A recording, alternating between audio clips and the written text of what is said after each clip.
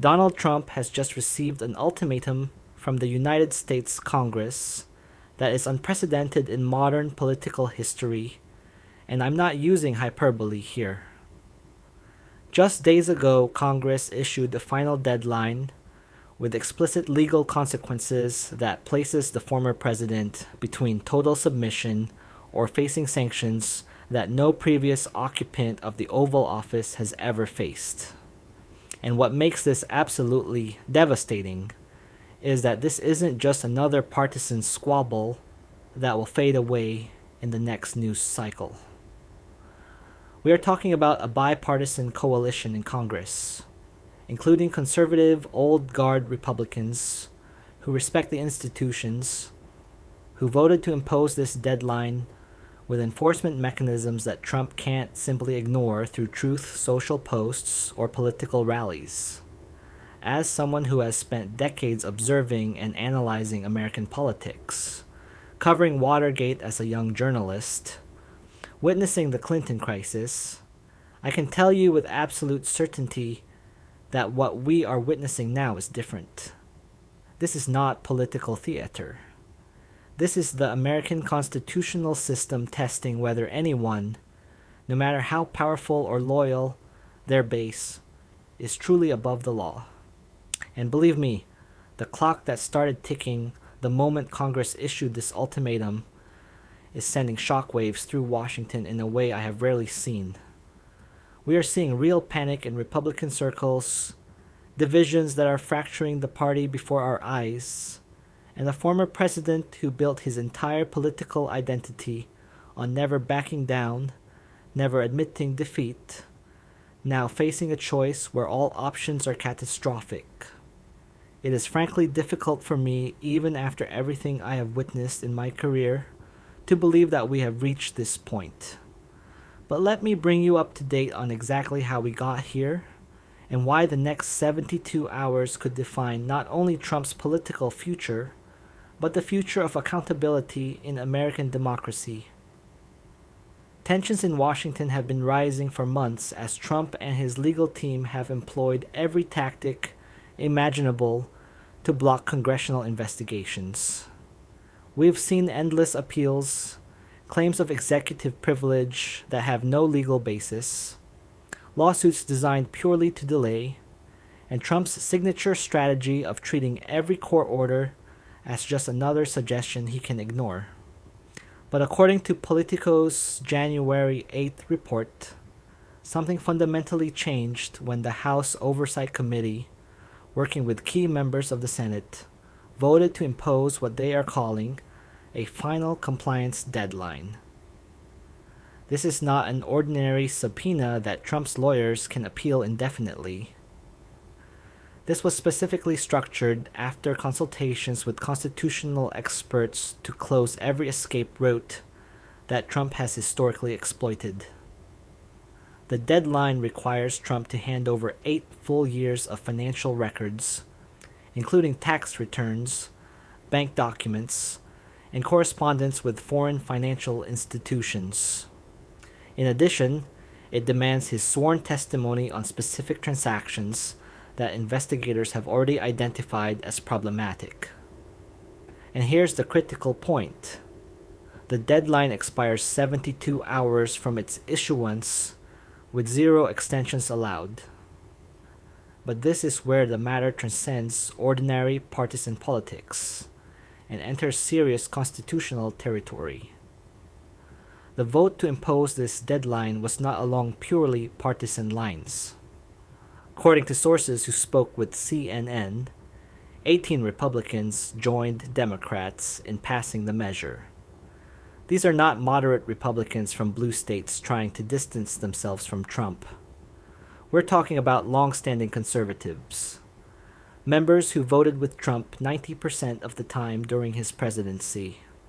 Republican Representative Michael McCaul, chairman of the Foreign Affairs Committee, and someone who has generally defended Trump, was quoted as saying that there has come a point where respecting the institutions of constitutional oversight must supersede political loyalty. That's extraordinary. When members of Trump's own party are speaking publicly about institutions versus loyalty, you know that something fundamental has changed. And then came the moment that changed the entire political calculation.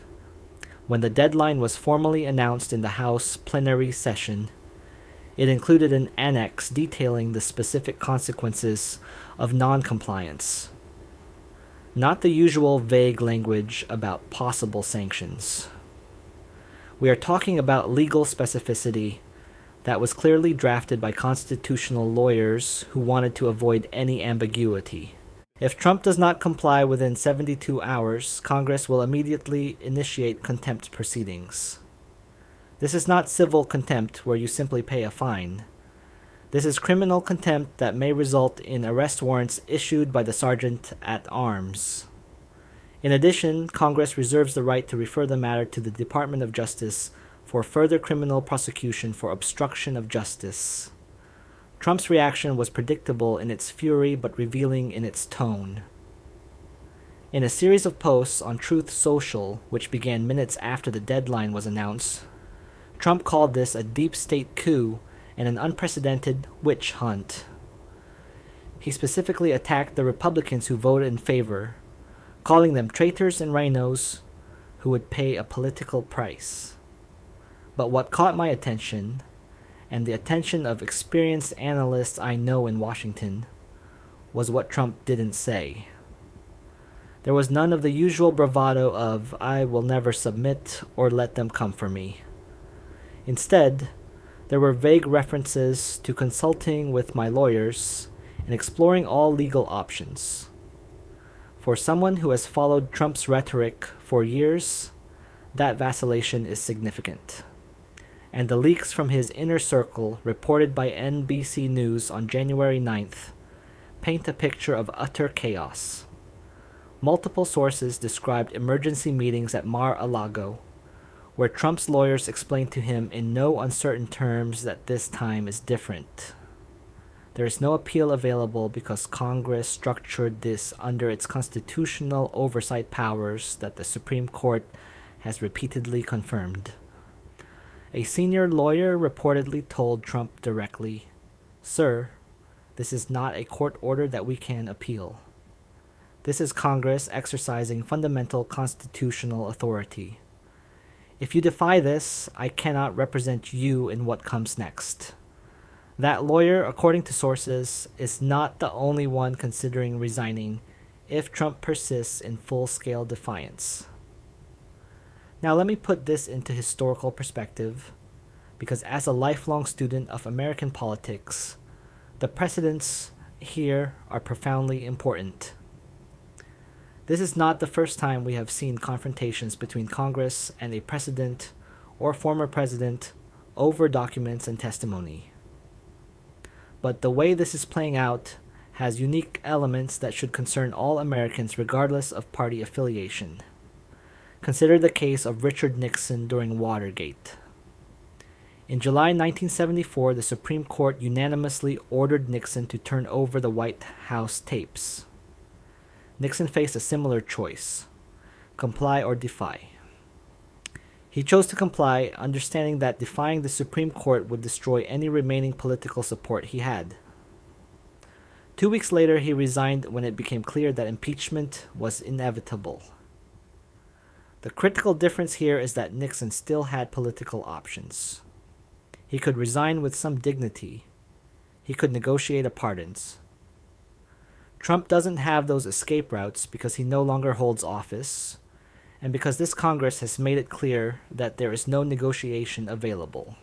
The deadline is absolute. Then there's the case of Bill Clinton during the Lewinsky investigation. Clinton initially resisted testifying before the grand jury, but eventually did so after it became clear that claiming executive privilege for personal matters wouldn't hold up. Clinton chose calculated compliance, giving testimony but being careful with his words. He survived politically because he cooperated just enough to avoid accusations of total obstruction. Trump has repeatedly shown that he is incapable of that kind of calibrated compliance. His pattern is total defiance or nothing. And that pattern is precisely why Congress structured this deadline the way it did, with no room for half measures. Trump now faces an impossible choice.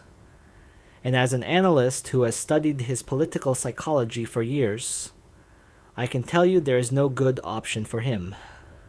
On the one hand, he can comply, turn over the documents, give his testimony, and submit to the authority of Congress. But that destroys his entire political narrative. His whole brand is built on being someone who never backs down, who never submits to the establishment. If his supporters see him turning over documents to Congress after years of calling it a witch hunt, that fundamentally undermines his appeal.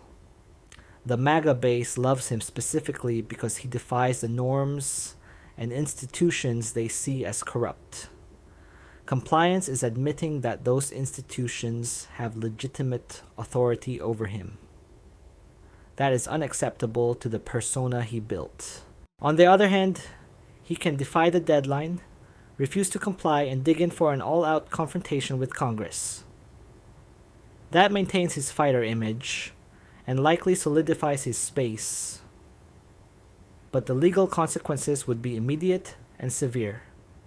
We're talking arrest warrants, criminal prosecution, the very real possibility of jail time. And here's the fundamental problem. His advisors are desperately trying to make him understand.